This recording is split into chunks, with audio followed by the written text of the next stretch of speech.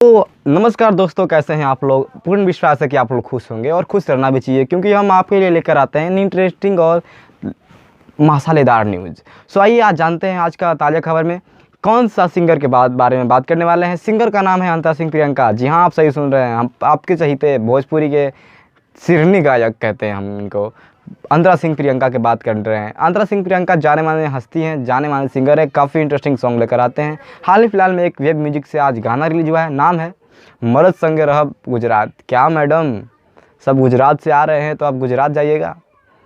कहते हैं मरद संगे रहब गुजरात, मरद हमर कमाता।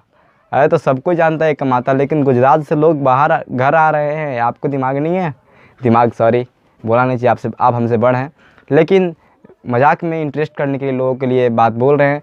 सो कि गुजरात नहीं जाइए, यहीं रहिए। सो आप लोग भी जाइए वेब म्यूजिक पे इनके गाने को सुनिए। हरराम हंसमुखी जी इसको लिखे हैं, काफ़ी इंटरेस्टिंग सॉन्ग लिखे हैं भाई, मानना पड़ेगा आपको। काफ़ी इंटरेस्टिंग, बेहद मज़ेदार सॉन्ग है आपका। सो इसी तरह का मज़ेदार सॉन्ग देते रहिए।